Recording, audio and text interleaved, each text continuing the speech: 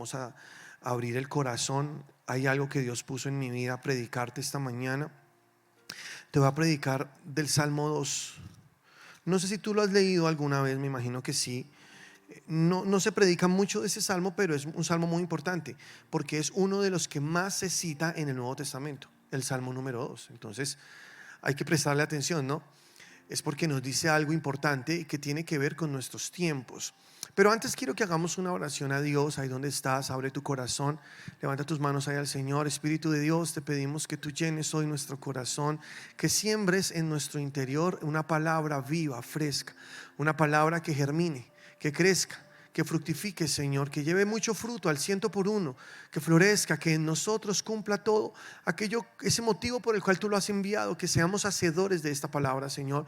Todo lo que quieras revelarnos a través de tu Espíritu Santo, ponlo acá en nuestro corazón. Estamos dispuestos a recibirlo, Señor, que tu palabra hoy sea para nosotros esa exhortación, esa forma de levantarnos, de llevarnos en triunfo, en victoria, Señor, que nos levante la fe hoy tu palabra, que nos ponga esa esperanza aún más firme de todo lo que viene, Señor, en el nombre de Jesús. Nosotros te amamos, te adoramos, te damos gloria, Padre. Amén. Y la iglesia dice amén. Muy bien. El Salmo capítulo 2, voy a leerlo. Aquí tengo mi Biblia. ¿Cuántos trajeron su Biblia? Déjenme ver. Muy bien. Ok, aquí tengo mi Biblia. Dice la palabra de Dios en Salmos capítulo 2, versículo 1. Lee conmigo. ¿Por qué se amotinan las gentes y los pueblos piensan cosas vanas? Se levantarán los reyes de la tierra y príncipes consultarán unidos contra Jehová y contra su ungido, diciendo: rompamos sus ligaduras y echemos de nosotros sus cuerdas. El que mora en los cielos se reirá, el Señor se burlará de ellos. Luego hablará a ellos en su furor y los turbará con su ira. Pero yo he puesto mi rey sobre Sión, mi santo monte. Yo publicaré el decreto. Jehová me ha dicho: mi hijo eres tú, yo te he engendrado hoy. Pídeme y te daré por herencia las naciones, y como posesión tuya los confines de la tierra. Los quebrantarás con vara de hierro, como vasijas de alfarero los desmenuzarás. Ahora pues, oh reyes, sed prudentes, admitid amonestación, jueces de la tierra, servid a Jehová con temor y alegraos con temblor. Honrad al Hijo para que no se enoje y perezcáis en el camino, pues se inflama de pronto su ira. Bienaventurados todos los que en Él confían. Amén. Este capítulo termina de una manera muy bonita porque dice: bienaventurados todos los que en Él confían. Entonces yo te pregunto, ¿tú confías en Dios? Eres bienaventurado. En el contexto que lo dice el capítulo, vamos a verlo porque es muy importante. Porque aquí literalmente Dios está advirtiendo de cosas que están a punto de suceder o que han venido sucediendo, pero que cada vez se hacen más fuertes en el mundo. Este salmo, el Salmo capítulo 2, es un salmo histórico, pero también es un salmo profético.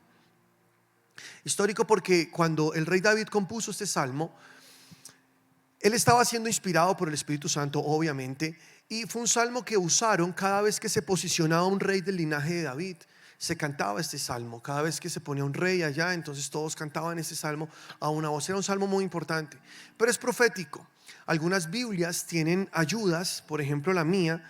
Todas las palabras de Jesús están escritas en rojo, y palabras alusivas a Jesús o que tengan que ver con Jesús en el Antiguo Testamento también están en rojo. En mi Biblia todo el Salmo 2 está en rojo. Como ustedes pueden darse cuenta si alcanzan a ver ahí, está en rojo todo el Salmo número 2. Eso quiere decir que es un salmo mesiánico, es un salmo profético, es un salmo que está hablando de lo porvenir, de algo que tiene que ver con Jesús. Y quiero que lo entendamos con una muy buena interpretación. Si nos concentramos lo vamos a lograr, porque a veces tomar la Biblia a la ligera es complicado, ya que la Biblia se interpreta a sí misma y debemos contextualizarla para poder sacar el mejor provecho de ella. Hay una ciencia dentro de la teología que se llama hermenéutica y consiste en la sana interpretación de la Biblia. Y hay algunas reglas que son básicas que tú debes saber a la hora de interpretar la Biblia. La primera es que la Biblia interpreta la Biblia. Eso es clave para poder hacer una buena exégesis de la Biblia. La Biblia interpreta la Biblia. Cuando tú leas la palabra de Dios, tienes que mirar en contexto, que hayan muchas más citas, que más autores hablen de lo mismo. Y así tú puedes establecer doctrinas, de lo contrario no. Otra regla de la hermenéutica es: no hagas de un versículo una doctrina. Tiene que haber por lo menos 4 versículos que hablen de lo mismo textualmente para poder saber que es algo que Dios quiere que hagamos, ya que algunas veces unos textos son puestos con un mensaje o con una interpretación contextual de acuerdo a la época o de acuerdo a la historia, de acuerdo a lo que se estaba hablando culturalmente. Así que nosotros debemos saber muy bien interpretar la Biblia. Pablo dijo: procura con diligencia presentarte a Dios aprobado como obrero que no tiene de qué avergonzarse, que usa bien la palabra de verdad. O sea, que el significado, o mejor, la traducción más correcta es que traza bien la palabra de Dios. Hay que saber trazar la Biblia para poder darle una sana interpretación. Arranco con esto porque es importante y tiene que ver con lo que vamos a hablar. Entonces, ¿qué vamos a hacer? Vamos a trazar la Biblia. Vamos a mirar este Salmo 2 y vamos a decir qué es lo que Dios nos está diciendo en él. Este capítulo 2 de Salmos tiene 4 escenas. Escúchame, 4 escenas. En la primera escena hablan los hombres. El escenario es la tierra. En la segunda escena habla Dios y el escenario es el cielo. En la tercera escena habla Jesús. El escenario es el cielo. Y en la cuarta escena habla el Espíritu Santo y el escenario otra vez es la tierra. Esto nos sirve mucho. Del versículo 1 al versículo 3 está la primera escena. Si tú tienes tu Biblia, puedes subrayar ahí, marcar para poder entenderlo mejor. Por eso yo siempre digo, es mejor tener una Biblia física. Porque yo sé que muchos traen la Biblia en el celular. ¿Cuántos trajeron la Biblia en el celular? Muy bien, acérquense a un cristiano. Y no, mentira, no, está bien. Esta es la palabra de Dios, tiene poder, tiene vida, lo sé. Pero sí les aconsejo tener una Biblia física y en ella subrayar, anotar, hacer ahí sus cosas. Yo tengo varias Biblias. Tengo esta que es con la que me gusta predicar. Tiene muchas ayudas, muchas cosas. Es una Thompson, una Biblia de estudio. También tengo una Biblia personal, que es la que uso para mis tiempos con Dios personales. Tengo otra Biblia con la que uso para preparar los sermones que les doy acá. Y tengo otras de consulta, etcétera. Y me gusta porque ahí puedo anotar, puedo escribir. La Biblia que tengo para mi lectura personal es una Biblia que no tiene estudios, que no tiene secuencia temática, concordancias. Es una Biblia muy sencilla, pero es mi Biblia personal. Y esa Biblia yo la rayo, la escribo, le anoto, le hago la figurita, le hago el dibujito para acordarme lo que Dios puntualmente me habló ese día que leí esa parte de la Biblia. Es bueno hacerlo. Hay poder en este libro. Este libro no es cualquier libro. Este libro es la palabra de Dios. Es el libro de las edades, es la historia. Este libro es el plan de Dios de salvación para el mundo. Esta Biblia es Jesús encarnado, es el verbo de Dios. Aquí está Jesús. Y tú la lees, la escudriñas, más leerla es como una parte de ese proceso, porque realmente Jesús dijo: escudriñen las escrituras porque en ellas está la vida eterna. Escudriñenlas, búsquenlas. Entonces, si tú tienes tu Biblia física, puedes hacer una anotación ahí y hacer una separación por temas para poder entender mucho mejor lo que vamos a hablar hoy. Del versículo 1 al 3 está la primera escena y es hablando el hombre desde la tierra. Del versículo 4 al 6 es la segunda escena y es Dios quien habla desde el cielo. La tercera escena es del versículo 7 al versículo 9. Jesús es quien habla en esta ocasión, Jesús Hijo, y lo hace también desde el cielo. La escena número 4 es del versículo 10 al versículo 12. Quien habla es el Espíritu Santo y lo hace desde la tierra. Entonces está la expresión del hombre, está la respuesta de Dios, está la declaración de Jesucristo Hijo y está el consejo del Espíritu Santo. Aquí encontramos algo poderoso porque vemos la Santísima Trinidad en acción. ¿Cuántos creen en la Santísima Trinidad? Dios Padre, Dios Hijo, Dios Espíritu Santo. Un solo Dios en 3 personas. Amén. ¿Por qué Dios Padre y Dios Hijo hablan desde el cielo? Porque ellos están en el cielo. Dios está sentado en su trono en el cielo. Jesús está allá también. Antes de irse de la tierra, Él dijo: me voy a casa de mi Padre, porque en la casa de mi Padre hay muchas moradas. Me voy a prepararles casa. Y se fue.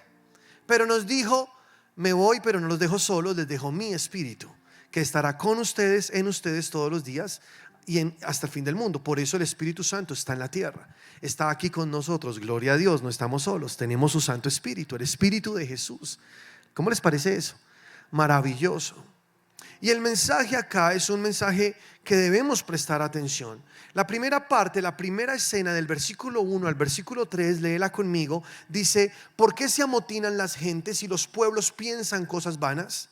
Se levantaron los reyes de la tierra y príncipes consultarán unidos contra Jehová y contra su ungido. Fíjate, está diciendo: los príncipes se unirán y consultarán unidos contra su ungido, diciendo: rompamos sus ligaduras y echemos de nosotros sus cuerdas.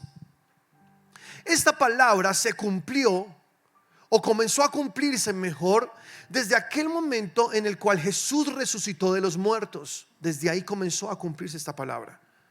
Jesús vino a la tierra, murió en una cruz, tú conoces la palabra. Luego resucitó de la muerte, derrotando a Satanás, a los imperios, principados. Se levantó en victoria, dio dones a los hombres, habló acerca de lo que iba a hacer, nos contó su plan, nos dio su gran comisión. Luego se fue al cielo, nos dejó su Espíritu Santo, y desde entonces los discípulos comenzaron a hacer iglesia en la tierra, porque antes no existía iglesia. Desde ahí comenzaron a hacer iglesia en la tierra, a predicar el evangelio, a seguir con lo que Jesús había iniciado. Esto provocó una revuelta en la gente. Todo el mundo se levantó, unos se convirtieron, otros se pusieron en contra, comenzó la persecución. Los soldados comenzaron a perseguir a los cristianos, y puedes ver en Hechos de los Apóstoles cómo fue la iglesia primitiva. Pedro se levantó después del Pentecostés, ahí en Hechos capítulo 2, predicó tremendo mensaje. El Espíritu Santo se derramó con lenguas de fuego, comenzaron a ver milagros, comenzaron a hablar en otras lenguas, y ese día hubo muchos convertidos, 3,000 convertidos. Luego Pedro va caminando con Juan hacia el templo, y en la puerta de la Hermosa hay un cojo, un hombre que es lisiado de nacimiento, que mendigaba allí y les dice a ellos: denme algo. Les pone la mano para que les den algo, y Pedro lo mira fijamente a los ojos y le dice: no tengo plata ni oro, pero lo que tengo te doy. En el nombre de Jesucristo de Nazaret, levántate y anda. Y este cojo comenzó a brincar, comenzó a saltar, e hizo inmediatamente lo que tenía prohibido hacer. Entró al templo saltando y glorificando el nombre de Dios. Él estaba vetado porque la ley dice que ninguna persona que tuviera alguna limitación física podía entrar al templo. Ahora, como no la tenía, entonces entra, adora a Dios. Él está saltando, él se está regocijando. Él es libre de su enfermedad, él es libre de su azote, porque alguien en el nombre de Jesús oró por él y él fue sano. La gente lo ve y dice: ¿quién es este? ¿No es el mendigo que siempre estaba en la puerta del templo ahí en la Hermosa? ¿Es él? Sí, es él. Y comienza a regarse la bola por todos, y se corre el rumor y llega a toda la gente. Toda la ciudad de Jerusalén se aglomera en aquel lugar, se hace un motín para ver qué fue lo que pasó. Lo que Jesús hizo está pasando otra vez. Luego no murió en la cruz. ¿Qué pasó? Porque sigue pasando lo mismo. Él se fue, pero nos dejó su Espíritu. El mismo poder que opera en nosotros, el mismo poder que operaba en él. Y entonces llega la gente. Ahora Pedro se levanta, predica otro sermón tremendo, 5,000 convertidos en aquella ocasión, y todo el revuelto, la gente, llegan los soldados. ¿Qué es lo que está pasando aquí? Porque hay tanto alboroto. Llevan a Pedro, a Juan ante el tribunal, los interrogan: ustedes, ¿por qué están haciendo esto? ¿Qué fue lo que pasó? Es que ¿cómo hicieron? ¿Cómo es que ese cojo está sano? ¿Ustedes en qué nombre hicieron eso? Pedro responde: en el nombre poderoso de Jesús. Este hombre que ustedes veían cojo, ahora en su presencia está sano. Porque aquel Jesús a quien ustedes despreciaron se ha convertido en la piedra angular, la cabeza del ángulo. Lo sacaron y comenzaron a conferenciar ahí entre ellos: ¿qué hacemos con estos hombres? ¿Qué hacemos? Los matamos, los azotamos, los encarcelamos. ¿Qué hacemos? Uno llamado Gamaliel, que tenía una escuela de teología en aquella época, dijo: pero es que no les podemos hacer nada porque hay una señal manifiesta delante de nosotros. Un hombre que estaba cojo ahora está andando. Hay una señal evidente, no podemos hacerles nada. Entonces, después de deliberar un rato, dijeron: ya sé, azotémoslos y soltémoslos y prohibámosles volver a predicar en ese nombre. Entonces los llamaron otra vez, los azotaron, les dijeron: miren, Si ustedes siguen predicando en ese nombre, en ese tal Jesús, los vamos a encarcelar, los vamos a torturar. No vuelvan a hacer esto. Y entonces Pedro, con mucha vehemencia, levanta su voz y dice: juzguen ustedes si es necesario obedecer a Dios antes que a los hombres. Wow, qué poder, ¿no? Esos hombres tenían algo. Esos hombres tenían el Espíritu Santo de Dios. Estaban llenos del poder, llenos del fuego. No les importaba la persecución, no les importó las heridas en sus espaldas. Ellos les dijeron: así ustedes nos persigan, hagan lo que hagan, seguiremos predicando de Jesús. Se fueron, lo soltaron, y quiero que leas conmigo para continuar lo que te estoy narrando en Hechos 4, versículo 23.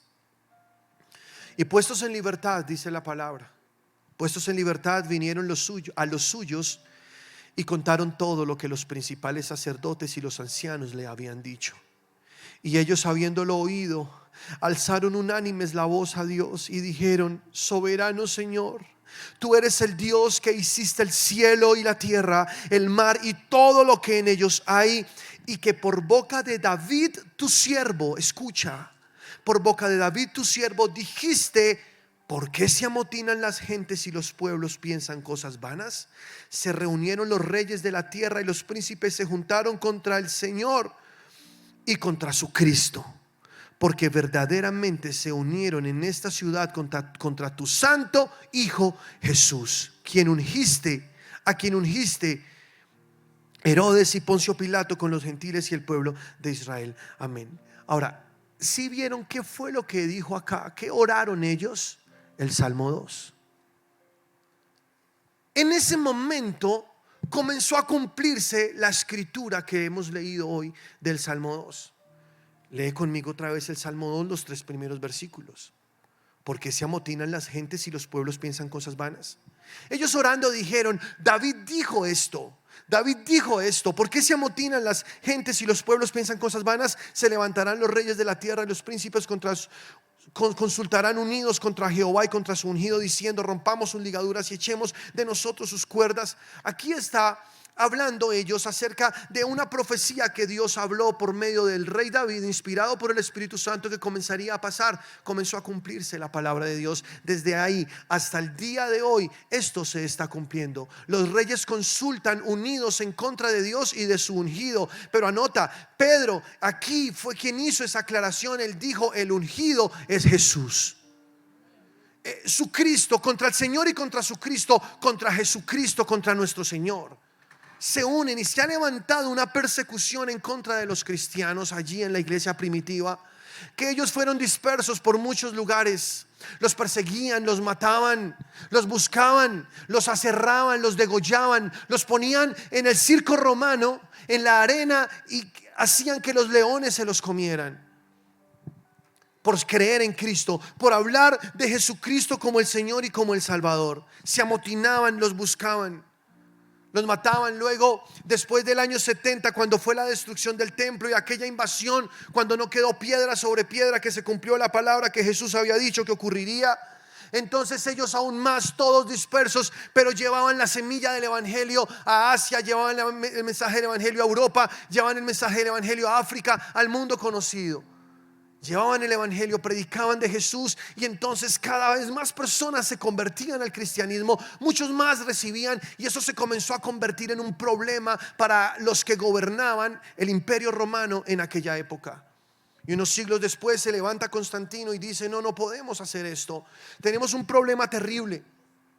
Están por un lado los judíos con su religión judía, están por otro lado los fariseos que apoyan esta religión judía, también están los saduceos, también están todos los que siguen las culturas de los griegos con toda su mitología. Por otro lado están los romanos y por otro lado están los cristianos. Eso se nos volvió un despelote, estos cristianos que no dejan de revolcar este mundo, no dejan de atormentar el mundo. ¿Qué hacemos? Ya sé, hagamos una sola religión, dijeron. Tomemos de aquí, tomemos de allá, un poquito de la mitología griega, un poquito del judaísmo, un poquito del cristianismo, un poquito de acá, y hagamos una religión universal. Y desde ahí comenzó la religión universal en el mundo. Católico significa universal. se unió y comenzó una nueva religión. Y cualquiera que no se someta a esta religión, entonces lo vamos a matar. Pena de muerte. Eso fue lo que dijeron en la época. Y los cristianos verdaderos que no quisieron contaminarse con esta nueva fórmula, con este nuevo sistema, esta nueva religión, comenzaron a ser perseguidos, a ser torturados de una forma más cruenta, más difícil. Juan en Apocalipsis, en los primeros capítulos, narra las siete iglesias, que es la historia de la iglesia en la tierra hasta que Cristo regrese por su iglesia. Cómo fueron perseguidos, todas las cosas que pasaron. Los metían a los cristianos, los ponían en la arena del circo romano, les decían: mátense. El que quede vivo lo dejamos vivir. Y ellos se abrazaban y lloraban y le daban la gloria a Dios. Soltaban los leones y los devoraban. Y toda la gente gritaba: hurra, mientras veían morir a los cristianos. Y fue una masacre, y fueron muertes y muertes. Sangre inocente de cristianos, de hijos de Dios, fue derramada durante toda la historia hasta el día de hoy. Muchos morían, muchos morían. ¿Y cómo se llamaban aquellos que pertenecían a esa iglesia de Cristo? Pues se llamaban cristianos. Y tú lo puedes ver en la palabra de Dios, no me lo estoy inventando. En Hechos 11:26 dice: y por primera vez se les llamó cristianos. Por eso nosotros nos hacemos llamar cristianos.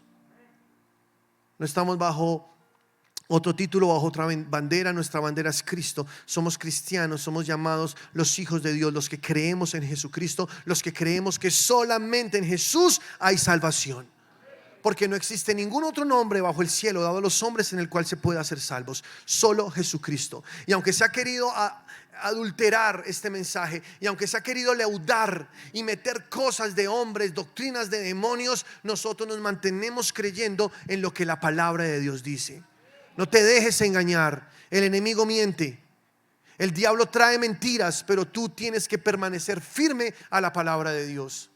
Lee la historia, cómo este imperio comenzó a matar cristianos a través de las cruzadas, los alcanzaban. Era terrible lo que ocurría, hasta que apareció Martín Lutero, y en esa reforma renace la iglesia de una manera poderosa. Aunque siempre hubo un remanente de Dios que no se contaminó, que se mantuvo firme con Dios, siempre lo hubo, pero ahora renace esa iglesia. Aparece la iglesia de Jesús otra vez con fuerza, y el Espíritu Santo comienza a empoderar a la iglesia, y esa iglesia de Filadelfia que habla Apocalipsis comienza a nacer, la iglesia de los últimos tiempos.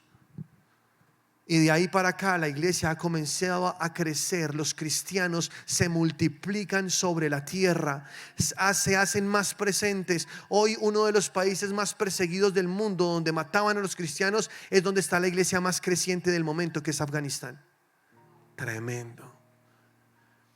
En China, un promedio de 1 millón de personas se convierte a Jesús cada día. Lo que el enemigo quiso destruir, hoy es lo que sostiene al mundo, y es la iglesia de Cristo. Somos nosotros.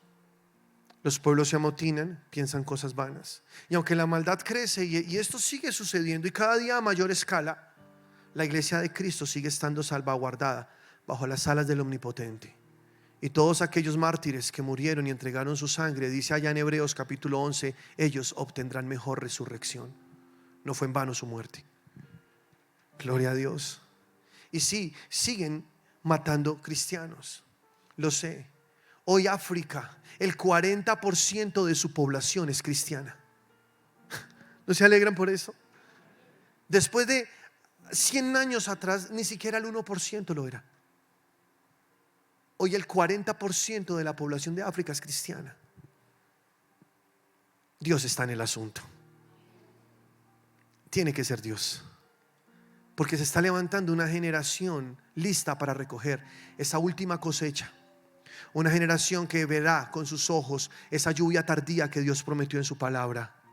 Y sé que muchos de los que estamos acá no veremos muerte, porque nos iremos en el arrebatamiento de la iglesia. No sé si tú lo crees o no. Quizá todos, ¿no? Y nos vamos con Cristo Jesús. Pero fíjate cómo todo se ha comenzado a cumplir. Se amotinan las gentes, piensan cosas vanas en contra de Dios y en contra de Jesús, su ungido. Y mira el versículo 3, dice: Ellos han dicho: rompamos sus ligaduras y echemos de nosotros sus cuerdas. Es lo que dice el mundo, lo que dice el hombre. Los hombres dicen: rompamos las cuerdas que Dios quiso poner sobre nosotros, quitemos las ligaduras. Iglesia, el mundo, toda legislación en el mundo está basada en la palabra de Dios. ¿Tú sabías? No matarás, no robarás. Tú ves en los mandamientos, todas las leyes en el mundo tienen que ver con esos mandamientos. Pero al pasar el tiempo han querido dañar esos mandamientos y han querido cambiarlos y han cambiado las leyes. ¿Por qué? Porque dicen: rompamos las cuerdas que Dios puso sobre nosotros. Son cuerdas que Dios ha puesto. Si esas cuerdas no estuvieran, ya no existiría el mundo. Si no matar no existiera como mandamiento, imagínense cómo estaría. Eso sería un caos total si existiera aún. Una de las cuerdas poderosas que Dios puso en el mundo fue el matrimonio, porque el matrimonio contiene la degradación moral en el mundo. Pero ¿qué hace el mundo hoy? Quitémonos esa cuerda. ¿Para qué casarnos? ¿Por qué razón tengo que vivir con una persona hasta la muerte cuando puedo vivir mi vida loca? Dicen. Entonces entran, se vuelven promiscuos, viven una vida desordenada, porque se quieren quitar las cuerdas que Dios quiso poner sobre ellos, que Dios puso sobre ellos. Cambian las leyes. Hoy a lo bueno llaman malo, a lo malo llaman bueno. Y la ley que Dios puso, entonces ya la quieren quitar. Ahora el matrimonio, el mundo lo ve no como un pacto, como desde el principio fue, que es una de las dos instituciones principales de Dios, sino que ahora lo ven como un contrato que se puede romper. Dios dijo desde el principio, cuando institucionalizó el matrimonio, Él dijo: Dios varón y hembra los creó. Por tanto dejará el hombre a su padre y a su madre y se unirá a su mujer, y los dos serán una sola carne. Eso es el propósito de Dios, que un hombre y una mujer dejen sus familias y formen una familia nueva. Ese es el propósito de Dios en el vínculo del santo matrimonio. En esta iglesia somos fans del matrimonio. Anoche se nos casó la líder de consolidación de esta iglesia. La aplaudimos y celebramos el amor, porque creemos que las cuerdas que Dios puso sobre el mundo son muy importantes. Somos parte de la solución, no parte del problema. Son cuerdas que Dios puso sobre el mundo, varón y hembra. El matrimonio es entre un hombre y una mujer. Pero han cambiado las leyes, ¿no? Entonces hoy en Chile, esta semana que pasó, aprobaron el matrimonio igualitario, rompiendo las cuerdas que Dios ha puesto sobre el mundo. Ellos no saben a qué están jugando. Están jugando con el omnipotente. Creen que pueden hacerlo. Entonces ahora cambiemos las leyes. Permitamos que una mujer pueda matar a su hijo en su vientre, cuando Dios dice en su palabra: no entregues tus hijos a la muerte. Desde el principio en la ley de Deuteronomio dice: no pongas tus hijos en el fuego, no entregues tus hijos a la muerte. Pero ponen una semántica bonita y tratan de ilustrarlo de una manera positiva. Tu cuerpo, tu decisión, tú puedes abortar. No es tu cuerpo, estás matando un cuerpo que no es el tuyo. Si te quieres meter con tu cuerpo, quítate la matriz, el útero, pero no digas que es tu cuerpo, que es tu decisión. Es una vida. Dice la palabra: mi embrión vieron tus ojos. Desde que es un embrión hay vida ahí, hay espíritu de vida ahí. Y tenemos que seguir predicando a favor de la vida. Son cuerdas que Dios puso para que el mundo no se desenfrene, pero quieren cambiar las leyes. Y como ustedes ven, así como aumenta el pecado, sobreabunda la gracia. Muchos cristianos se multiplican, gloria a Dios, pero también el pecado se multiplica. Y se está polarizando cada día más esto. Por eso tú ya no puedes estar en la mitad, o eres o no eres. Ya no hay un punto medio, porque el mundo va hacia la decadencia, el mundo va mal, y tú eres un hijo de Dios. Yo te aconsejo: vente de este lado, métete en esas cuerdas que Dios le puso al mundo. No te salgas de ahí. Este mundo podrá decir muchas cosas y te criticarán por hacerlo. Te dirán retrógrada, te dirán anticuado, te dirán fanático, religioso, de todo. Pero a mí que me digan lo que sea, no me importa. Yo sigo creyendo en las cuerdas que Dios puso sobre el mundo. Creo que son importantes para que el mundo se mantenga. Pero como esto cada día va más de mal en peor, es que la palabra de Dios lo dice: en los últimos tiempos apostatarán de la fe y enseñarán doctrinas de demonios. Cambiarán la palabra de vida, la palabra de verdad, y enseñarán teorías humanas. Porque la gente tiene comezón de oír, entonces se amontonan de acuerdo a sus concupiscencias, a sus deseos, y quieren escuchar solo lo que quieren escuchar. Pero es que la palabra de Dios no es bonita. La palabra de Dios te mata y te vuelve a dar vida. La palabra de Dios llega a lo profundo de tu corazón y te muestra cuál es el camino. La palabra de Dios no está puesta para estimular tus emociones. La palabra de Dios está puesta para que tú no vayas al infierno, para que tú tengas vida eterna, tengas salvación. Por eso tenemos que pegarnos a ella y predicarla tal cual es. Y si esas cuerdas, esas ligaduras fueron puestas por Dios, es porque Dios sabe más que nosotros y son importantes. Si Dios dijo: no forniques, no te acuestes con tu novio, espera, cásate primero y entra en la bendición de Dios y estarás bendecido en todo, es porque Él sabe lo que está diciendo. No, pero el mundo dice hoy: eso es una bobada, eso no tiene sentido, tú eres joven, tú puedes hacer con tu cuerpo lo que quieras, puedes acostarte con el que quieras, rompiendo las cuerdas que Dios puso. El que fornica, dice la palabra, no solo peca contra Dios, también peca contra su cuerpo. Por eso cuando Dios te dice no lo hagas, es porque te está cuidando de las horribles consecuencias que pueden venir sobre tu vida cuando lo haces. Él te ama. Y si tú eres un papá, puedes entender mejor esto, porque muchas veces le dices a tu hijo que no porque lo amas, o no, porque lo estás evitando un peligro, porque estás evitando una consecuencia. Pero también cuando Dios te lo dice es porque tiene un gran premio para ti. Aquellos que obedecen, Dios los honra. Dios honra a los que le honran. ¿Por qué zafarnos de esas cuerdas? Permanezcamos en ellas. No sé si tú estás de acuerdo con esto, pero el Salmo 2 es una palabra profética para nuestros tiempos hoy. Desde su resurrección hasta el día de hoy, el mundo está haciendo persecución a Dios, a su ungido Jesucristo y a todo el pueblo de Dios en la tierra. Nos quieren silenciar, nos quieren callar, no quieren que sigamos predicando este evangelio porque somos una piedra en su zapato, somos la oposición. Ellos sacan leyes, nosotros hablamos otra cosa, predicamos, y como nosotros tenemos el Espíritu Santo, esto se sigue multiplicando. Somos el dolor de cabeza del diablo. El diablo sufre, el diablo se estresa cada vez que se predica la palabra como es, porque mucha gente está recibiendo esta palabra de vida y está encontrando la revelación y está viendo el camino angosto es el camino que debo seguir, no el ancho por donde va todo el mundo, porque el camino angosto te lleva a la vida, el camino ancho te lleva a la muerte. Entonces muchos se les abre el entendimiento. Tú estás hoy acá, Dios te ama mucho. Puedes ver con claridad y puedes saber que el camino de la muerte no es el camino que tú vas a seguir.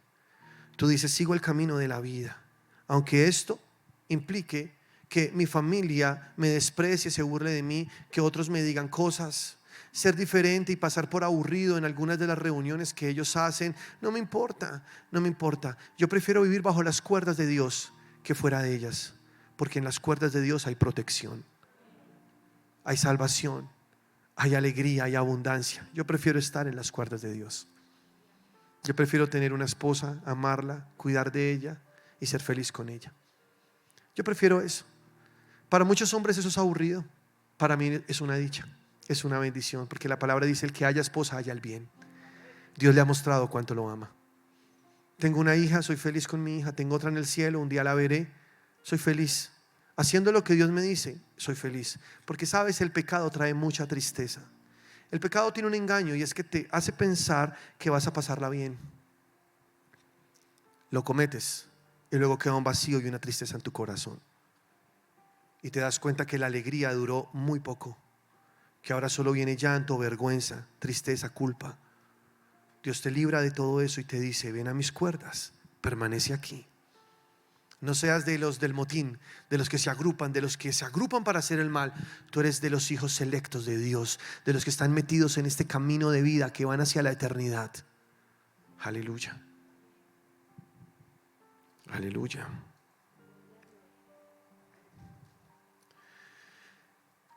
Muchos dicen tantas cosas. Dice el necio en su corazón: no hay Dios. Eso dice la Biblia. O sea, tiene que ser muy necio una persona para decir no hay Dios. Otra versión dice: el tonto dice no hay Dios. O sea, la Biblia cataloga a un ateo como tonto. No hay Dios, Dios no existe. ¿Tú te imaginas a Dios cómo reacciona cuando escucha hablar a un ateo? En la segunda escena de nuestro capítulo 2 de Salmos, versículo 4 al 6, Dios entra en acción. Desde el cielo dice: el que mora en los cielos se reirá, el Señor se burlará de ellos, luego hablará a ellos en su furor y los turbará con su ira. Pero yo he puesto mi rey sobre Sión, mi santo monte. Dios se burla de ellos. Y dice aquí la palabra de Dios: luego hablará a ellos en su furor y los turbará con su ira. Y quiero que sepas algo esta mañana, iglesia. Hemos conocido un Dios de amor, un Dios de gracia, que nos ha aceptado a través de Jesucristo en su sangre. Nosotros, en la fe del Hijo de Dios, hemos recibido el perdón de pecados, la justificación, la salvación. Gloria a Dios. Dios es amor, ¿cuántos lo creen? Pero dice la palabra: Dios es amor, también es fuego consumidor. Y en un momento, muy pronto, va a venir su ira sobre el mundo, porque Dios va a tomar venganza de toda la sangre inocente que se ha derramado en el mundo. Dios es bueno, pero también es justo, y se tiene que pagar por lo malo que se ha hecho en el mundo. Y esto es algo que está en la Biblia y tú puedes leerlo, y tengo mucha palabra para mostrártelo. Como dice la palabra de Dios, que en un momento vendrá el Señor a cobrar venganza, que vendrá a pisar el lagar del furor de la ira de Dios, que con la espada de su boca viene a destruir, viene a acabar. La ira de Dios está muy próxima a venir sobre el mundo, y es el mensaje que tenemos que predicar. Estamos en gracia, gloria a Dios. Busca a Dios mientras pueda ser hallado, llámalo entre tanto está cercano, y el impío deje su camino. Arrepiéntete, busca a Dios con todo tu corazón, porque la ira está muy próxima a venir sobre el mundo. Puedes leer Daniel, puedes leer Apocalipsis desde el capítulo 4, cuando se abre el rollo y comienzan a desatarse esos 7 sellos. Entra el anticristo en acción, el nuevo orden mundial, que ya para nadie es un secreto. La plataforma está lista para que venga ese nuevo orden mundial. Todo lo que dice la Biblia ya está a punto de verse. Vamos a un restaurante y si no somos vacunados nos sacan, ¿o no? ¿A alguien le ha pasado? A mí ya me ha pasado como 5 veces. Ya como que tocó vacunarse. Menos mal no es la marca de la bestia. Tranquilos. No es que yo sea pro vacunas ni antivacunas, no, nada de eso. Aquí no estoy para eso. Pero sí es un cuadro de lo que va a pasar. ¿No te das cuenta? Están preparando al mundo para algo, ¿no? Entonces, si no eres vacunado, no puedes viajar, no puedes comprar, no puedes vender, no puedes tener acceso a la salud, no puedes hacer muchas cosas. Tienes que vacunarte. Es una presión. Y por eso no estoy diciendo que la vacuna sea la marca de la bestia, tranquilos. Lo que sí sé es que es un ensayo para lo que viene. Están acostumbrando a la gente a un nuevo orden mundial. Cuando se establezca ese hombre de maldad que dijo Daniel, que dijo Jesús en Mateo 24, en el sermón del Monte de los Olivos, del que habló también Juan en sus visiones, en revelación allá en Apocalipsis. Cuando venga este hombre de maldad y ponga un sistema de gobierno en el mundo que mostrará una aparente paz, 3 años y medio de una falsa paz, como que todo funciona, la economía se mejora, todo comienza a globalizarse. Esto está a punto de suceder.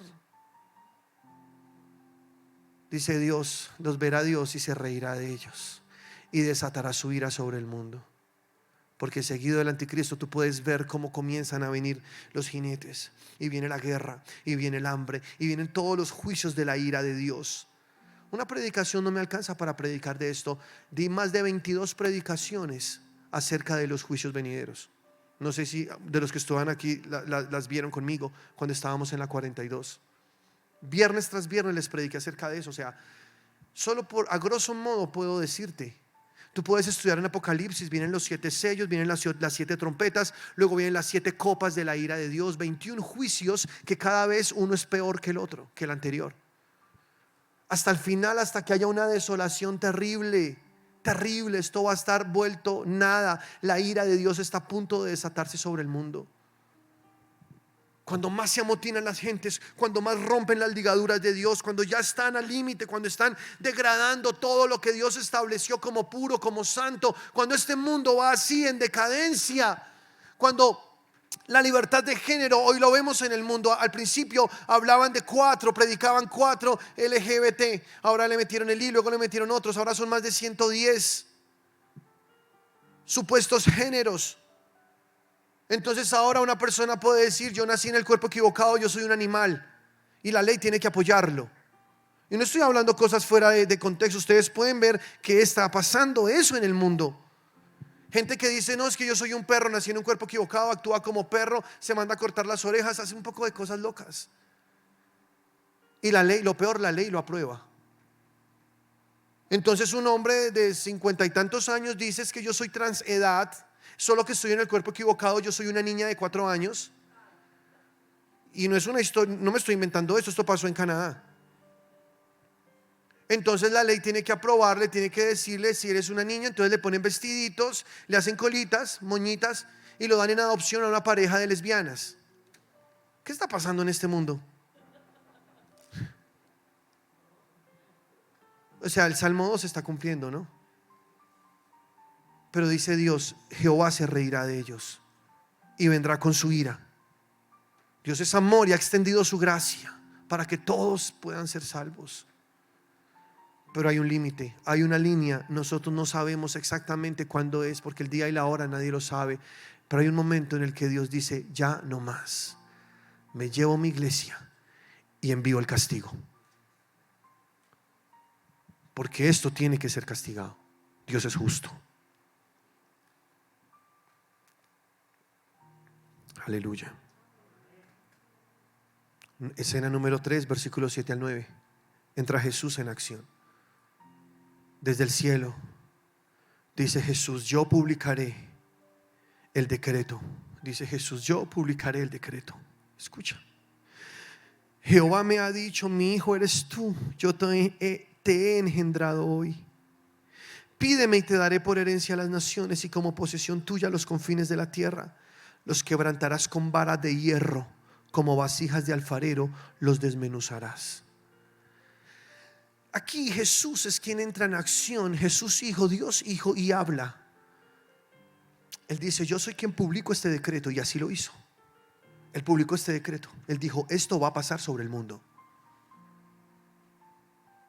Y Dios me dijo, dice Jesús: mi hijo eres tú, yo te he engendrado hoy, pídeme y te daré por herencia a las naciones. Se cumplió. Tú ves en Hechos capítulo 13, versículo 32, así: y nosotros también os anunciamos el evangelio de aquella promesa hecha a nuestros padres. Fíjense, anunciamos, dicen los apóstoles, anunciamos el evangelio de esa promesa que fue hecha a nuestros padres, la cual Dios ha cumplido a los hijos de ellos, a nosotros, resucitando a Jesús, como está escrito también en el Salmo 2. Estamos hablando del Salmo 2, ¿cierto? Como está escrito en el Salmo 2: mi hijo eres tú, yo te he engendrado hoy. Aquí se cumple la palabra de Dios. Por eso digo, después de la resurrección de Jesús se comienza a cumplir el Salmo 2 sobre la tierra. Y habla, cuando dice: mi hijo eres tú, te he engendrado hoy, hablándole a Jesús, está hablando de la resurrección de los muertos. ¿Por qué? Te saqué de la muerte, te saqué del Hades, te saqué del lugar de oscuridad y te levanté en victoria, porque Dios con su mano derecha sacó a Jesús de los muertos. El mismo poder que opera en Jesús hoy opera en nosotros. Aleluya. Y se levanta Jesús de los muertos y dice Jesús: Dios me dijo, mi Padre me dijo: mi hijo eres tú, yo te he engendrado hoy, pídeme y te daré por herencia a las naciones. Pero ¿cuántos saben que Jesús vendrá a reinar? Las naciones son su herencia. Jesús vendrá después de que pase toda esa ira a reinar sobre el mundo, y este mundo por fin será lo que soñaron todas las generaciones: un mundo lleno de paz. Jesús vendrá a establecer su reino 1000 años. Pero mira lo que dice. Ahí dice la palabra de Dios: y como posesión tuya los confines de la tierra. Pero dice: los quebrantarás con vara de hierro. O sea, primero quebrantarás con vara de hierro, como vasijas de alfarero los desmenuzarás. En Apocalipsis 19:11, Juan tuvo esta visión de lo que está hablando acá en Salmos 2. O sea, Juan vio el futuro. Juan vio lo que va a pasar cuando Jesús regrese. y tome la justicia en sus manos y él comience a quebrantar como a vasijas de hierro. Lee conmigo. Dice Apocalipsis 19 versículo 11: entonces vi el cielo abierto y aquí un caballo blanco, y el que lo montaba se llamaba Fiel y Verdadero, y con justicia juzga y pelea. Sus ojos eran llama de fuego y había en su cabeza muchas diademas, y tenía un nombre escrito que ninguno conocía sino él mismo. Estaba vestido de una ropa teñida en sangre y su nombre es el Verbo de Dios. Aleluya. Y los ejércitos celestiales, vestidos de lino finísimo, blanco y limpio, le seguían en caballos blancos. De su boca sale una espada aguda para herir con ella a las naciones, y él las regirá con vara de hierro. Y él pisa el lagar del vino del furor de la ira de Dios Todopoderoso. Y en su vestidura y en su muslo tiene escrito este nombre: Rey de Reyes y Señor de Señores. Aleluya.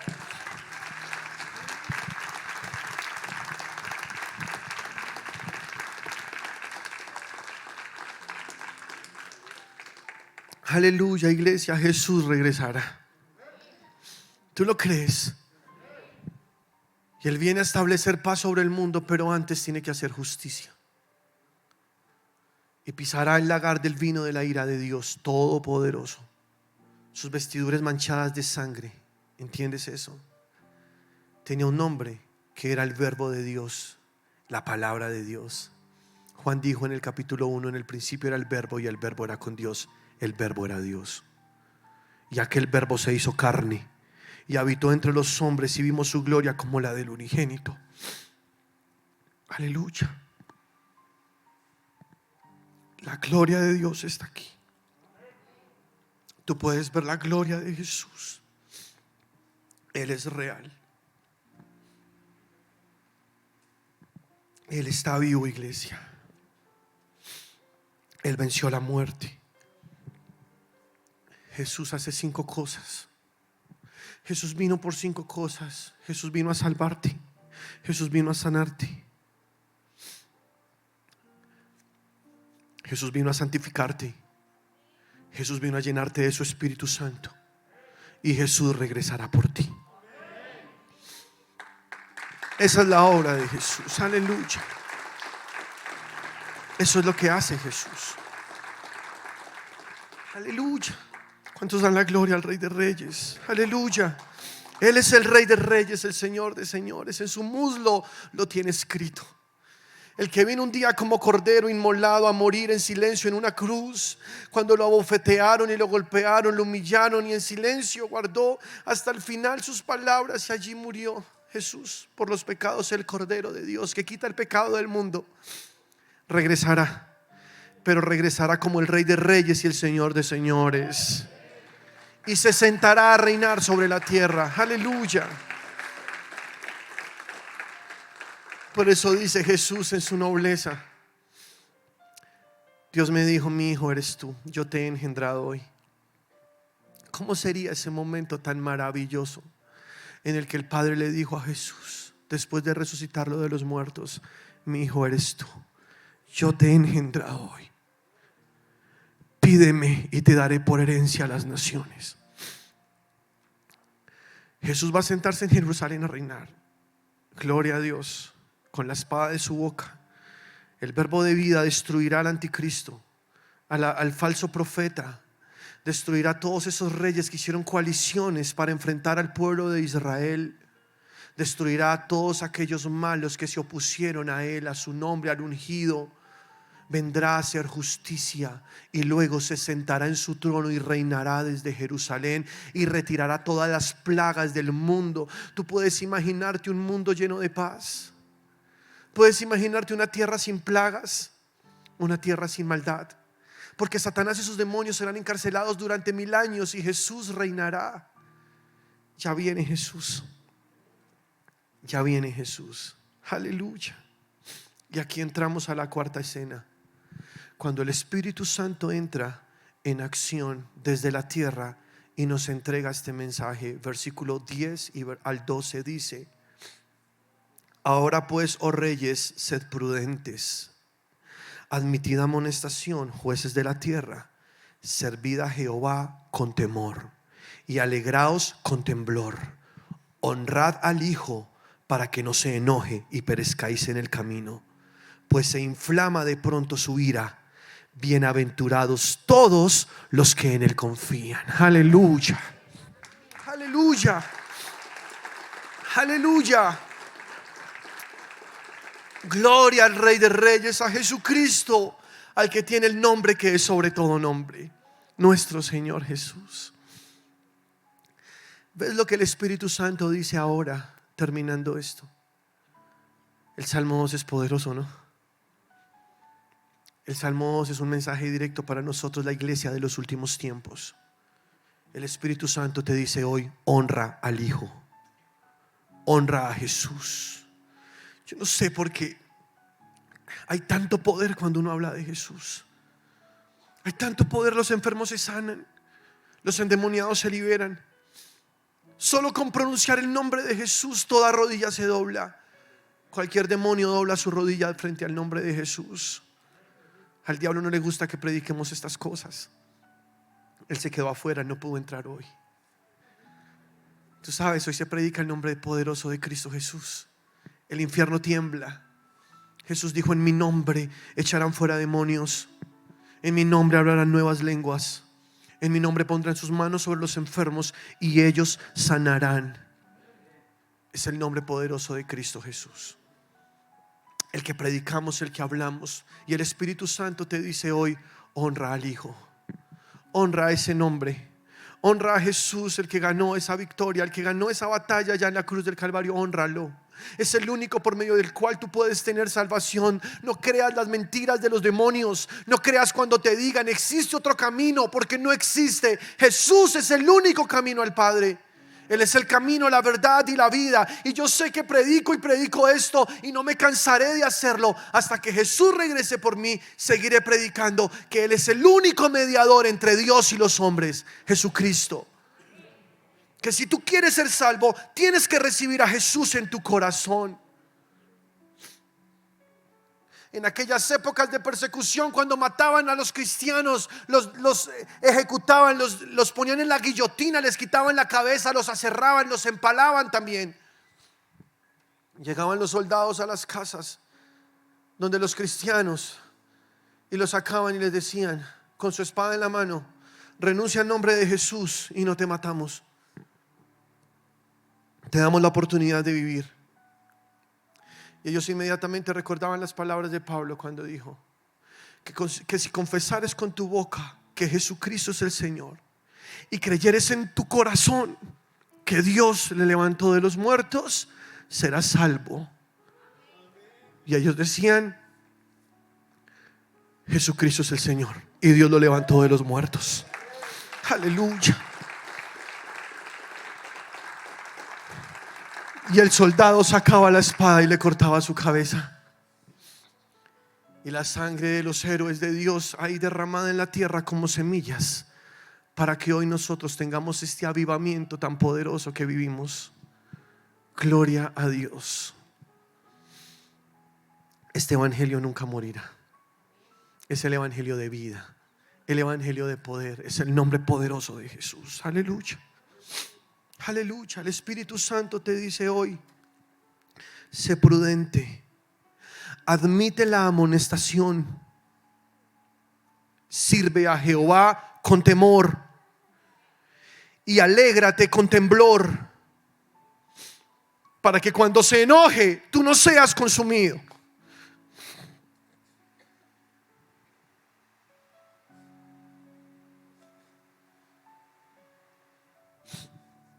Porque la ira viene, pero hay una promesa poderosa que termina este salmo que dice: bienaventurados todos los que en él confían. ¿Sabes qué quiere decir eso? Que Dios te librará de esa ira. Cuando el mundo sea castigado, tú no serás parte de ese castigo. Dios te sacará, Dios te librará. Y te lo voy a mostrar por la palabra, porque dije que toca poner por lo menos 4 escrituras para establecer una doctrina. Dice la palabra de Dios. Aleluya. ¿Cuántos dan la gloria a Dios? Apocalipsis 3, versículo 10 al 11 dice: por cuanto has guardado la palabra de mi paciencia, yo también te guardaré de la hora de la prueba que ha de venir sobre el mundo entero. Aleluya. ¿Cuántos guardan la palabra de su paciencia? Dios te lo dice: porque la has guardado, yo también te libraré de la hora de la prueba que viene sobre el mundo entero, para probar a los que moran sobre la tierra. He aquí, te dice el Señor, he aquí. He aquí, yo vuelvo pronto. Retén lo que tienes para que ninguno tome tu corona. Cristo viene. Maranata, Cristo viene. Y Él te lo dice: retén lo que tienes para que ninguno tome lo que es tuyo. Ya Jesús viene, entre las nubes viene. La trompeta está a punto de sonar. Y Él dijo: si eres fiel a la palabra de mi paciencia, yo te voy a librar de la prueba que viene sobre el mundo. De la ira venidera, Dios prometió librarnos si guardamos la palabra de su paciencia. Por eso predicamos la palabra de Dios como es. Como es. Porque esta palabra es la que te santifica, la que te purifica, la que te levanta, la que te otorga esa eterna salvación. Dijo Jesús: escudriñen las escrituras, porque en ellas está la vida eterna. Aleluya. Otra cita, primera carta a los Tesalonicenses, capítulo 1, versículo 10. El apóstol Pablo, inspirado por el Espíritu Santo, dice así: y esperar de los cielos a su Hijo. ¿Cuántos esperan a Jesús? Y esperar de los cielos a su Hijo, al cual resucitó de los muertos, a Jesús, quien nos librará de la ira venidera.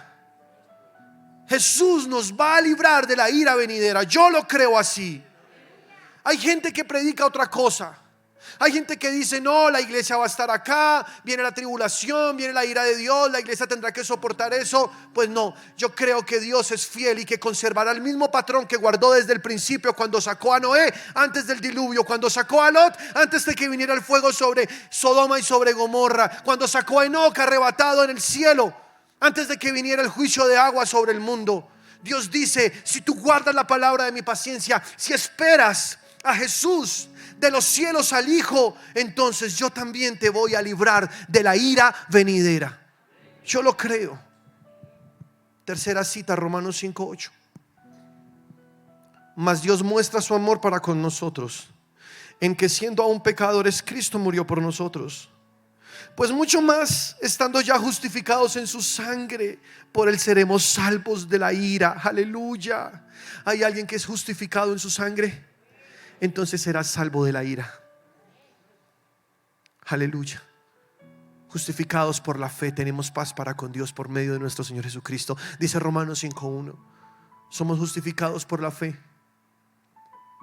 Y luego dice: porque si siendo enemigos fuimos reconciliados con Dios por la muerte de su Hijo, mucho más, estando reconciliados, seremos salvos por su vida. Aleluya.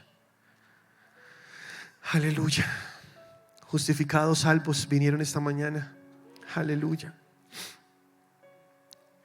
Otra cita más. Primera carta a los Tesalonicenses, capítulo 5, versículo 8. Dice: pero nosotros que somos del día, seamos sobrios, habiéndonos vestido de la coraza de fe y de amor, y con la esperanza de salvación como yelmo. Porque no nos ha puesto Dios para ira. Escucha, no nos ha puesto Dios para ¿qué? Para ira, sino para alcanzar salvación por medio de nuestro Señor Jesucristo, quien murió por nosotros, para que ya sea que velemos o que durmamos, vivamos juntamente con Él. Aleluya. Permanece en la fe, permanece en el amor, y Dios te librará de la ira. Lo dice la palabra: vístete con esa coraza de amor, de fe, de esperanza, como yelmo. Dios no te ha puesto para ira. Y quiero terminar con Lucas 21:33, porque ahora vamos a tomar la cena del Señor. Y qué lindo tomarla después de escuchar esta palabra, ¿no? O sea, esa convicción de esa sangre que nos redimió. Nosotros somos salvos es por su sangre.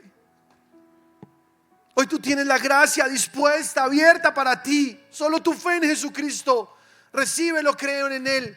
Y Él te da el poder para ser transformado. Él te levanta, Él te da victoria. Aleluya. Dice Lucas 21:33. El cielo y la tierra pasarán, pero mis palabras no pasarán, dijo Jesús. Mirad también por vosotros mismos que vuestros corazones no se carguen de glotonería y embriaguez y de los afanes de esta vida.